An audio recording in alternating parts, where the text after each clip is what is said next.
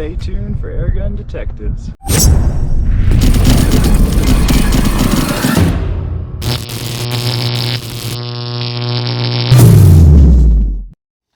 Welcome to another episode of Airgun Detectives. I'm JC, your host, and today we're going to take the mystery out of the Beeman AR2078A. This is a CO2 target rifle. It's designed for 10 meters. But before we get started on that, do me a favor, hit the subscribe button down there in the corner. It does not cost you anything. It's absolutely free, but it really helps out the channel, and I really would appreciate that. Thank you so much. In addition to that, when you have an opportunity, check out my website, www.airgundetectives.com. On the site, I have these t-shirts, got some hats. I also have my Generation 2 bipods, but by the way, are currently sold out. I do have a new shipment coming. I don't have a definite ETA yet. Everything seems to be backed up right now. The whole airgun world is that way. It's hard to get any types of air guns or things of that nature in right now. So anyway, just shoot me an email. I'd be happy to notify you as soon as they come in. So back to our Beeman here. Real quick, our buddy Mike Melick sent this to me and to do a little review on. So thanks to Mike, we have another different style rifle that we get a look at. By the way, Mike's going to be at the Arkansas Airgun Show. That's October 8th and 9th, the Arkansas Airgun Show. It's quite the event. I won't be there, but Mike will be there. And if you happen to go there, tell him Airgun Detective said hi and go introduce yourself to him. He's a great guy. He really is. All right, back to our Beeman here. Yes, this gun is designed for 10-meter target practice, okay? So, or target competition. This is like an entry-level gun. Price point on this gun is about $200 total. So what this is, it's a CO2 rifle. It's powered by two 12-gram CO2s. And you've seen the style before. One CO2 goes with the tip towards the back, another goes towards the front. You screw in the cap, it pierces the front one. You then fire the rifle, you pull the bolt back and fire it, and it will pierce the rear CO2. And then it actually lets the gas loose in the chamber. Okay, so this is a single shot rifle. This one I said is in .177. They also make it in .22 caliber. The overall gun is 39.5 inches long. It's got a 29.5 inch barrel. This particular one is a bolt action. And it weighs just about 8 pounds, a little under 8 pounds. The performance on this, the .177 caliber is supposed to get anywhere between 600 650 feet per second, probably depending on your weight, a pellet. And the .22 caliber is the 450 to the 500 range. You're supposed to get roughly about 50 shots per fill as far as the CO2 goes. So again, this is designed for 10 meters, so that target practice. That's why it comes with this Peep sight, and it's a diopter. This is where you can rest your eye up against here, and then you look through the Peep sight, and then they give you different inserts for the front aperture up here, so you can change your inserts out on the front.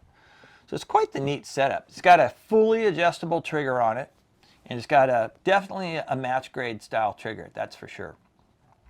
But like anything else, let's take it out. Let's run it through our little tests and see how well it performs, and then we'll come back and talk about it. So stay tuned for the next segment. Let's test our Beeman Power Series over the Crony, see how well it does. I'm going to cover 3 pellets for you today. I'm going to do live. We're going to do the H&N Match Lights. These are the 3 pellets that this gun liked the most. So the Match Lights, that's a 7.87 grain. Okay, 7.87. So we're going to do 5 shots over the Crony with those, and then I'm going to cover 2 others when we're done here. So, let's see. Okay, shot number 1. Hopefully we can get this in. Clouds are coming in. It looks like it's going to be a little bit of a rain today, so we'll see. All right, first shot. 665. All right. Shot number 2. Little pellets, my big fingers, I'm telling you. Getting them flipped around here. All right, now shot number 2. There we go. 667. It's a really good standard deviation so far. But usually when I say that, I ruin it. All right, shot number 3. 666.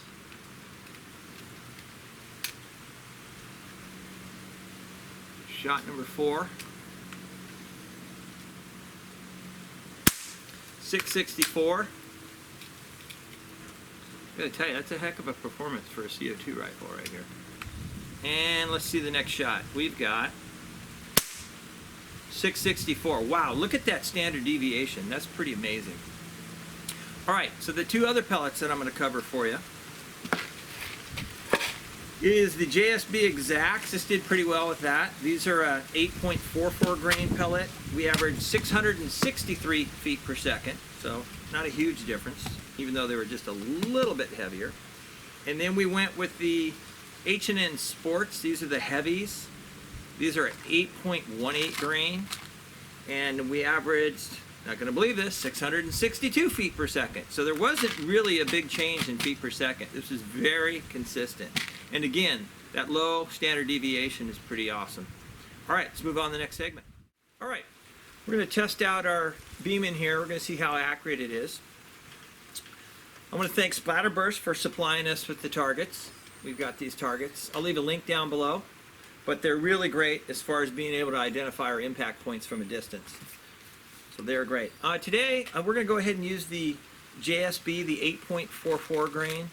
This rifle is not overly pellet picky. I'll cover some of the other pellets later at the end, but right now these have the edge, so we're going to go ahead and use those.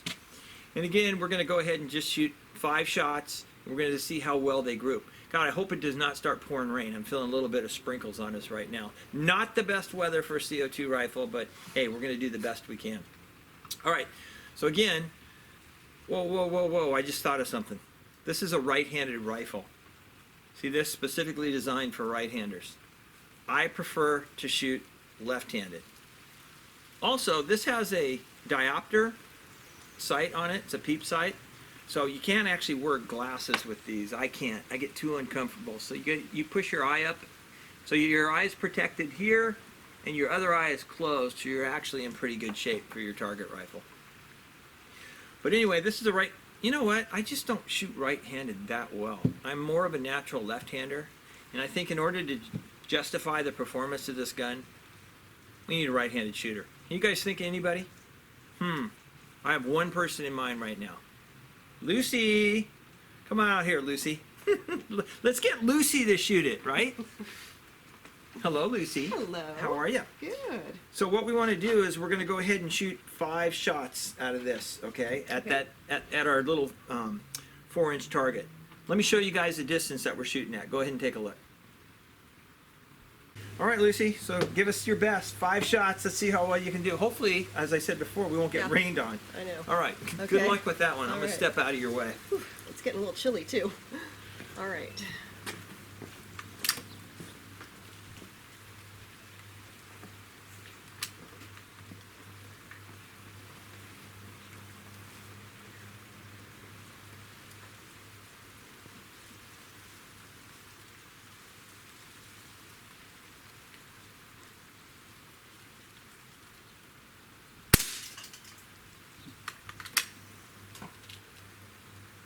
Oops. Hard to hold on to these little suckers.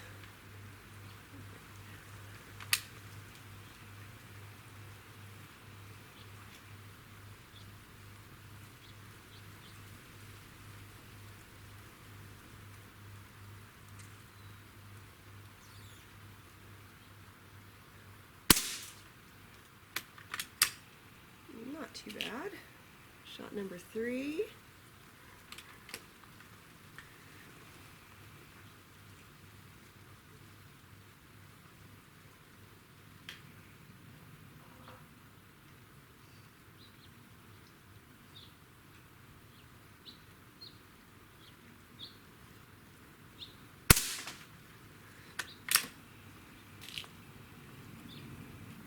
Shot number 4.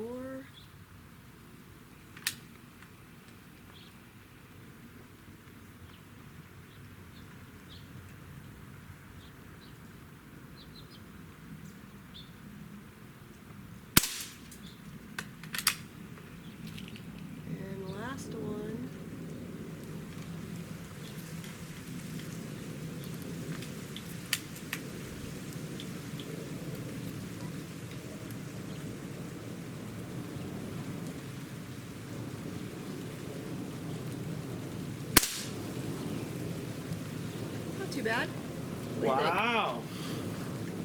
Not too shabby at all. Yeah, that was actually a pretty good group. Considering I put you out here in a little wind and cold weather, and you're probably shivering at the same time. No, that's not bad. Not bad at all. All right, so you guys see how the Beeman performs. Let's move on to the next segment. Let's test our Beeman, our AR2078A, and test the pull weight on this trigger. And I'll tell you right off the bat, this thing is incredibly light. I'm gonna guess it's gonna be close to around a ½ ounce or so. Yeah, Mike, he definitely polished this sucker up and smoothed it out, that's for sure. So let's see how light it is. We've got our trusty Lyman trigger gauge here. Let's go ahead and test her out.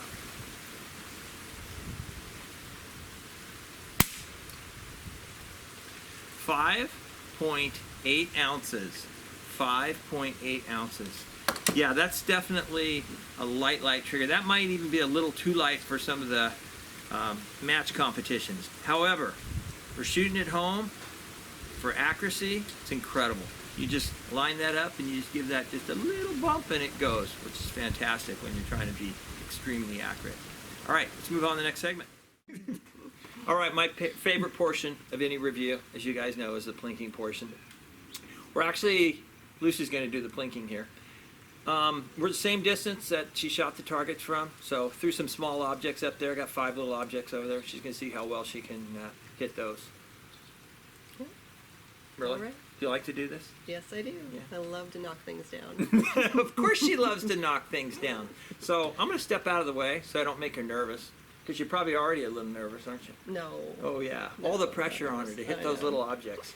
Go ahead and knock those down, All right. and I'll be back.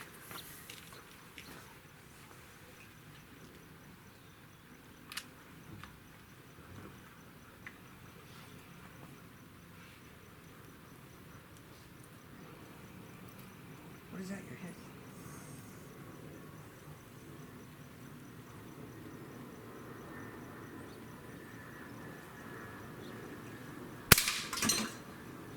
One down.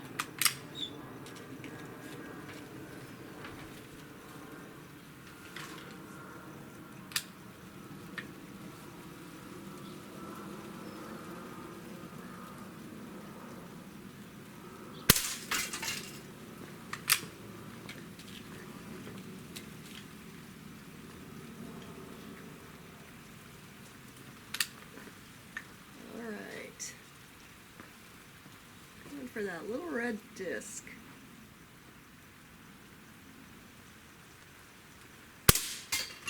There it is.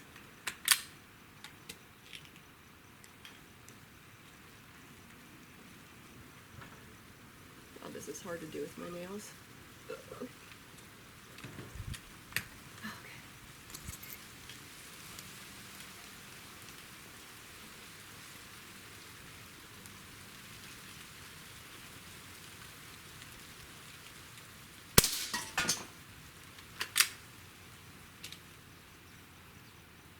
Number 5. I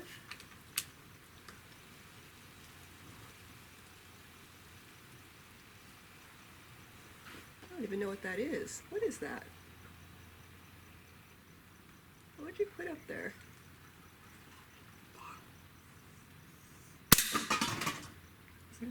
There it is. Not too shabby. You know what that last target was? Mm-mm. That was probably the wine bottle you drank right before you came on Oh. the video. I did not. She didn't. I'm teasing. I'm teasing. That was last night. Not bad.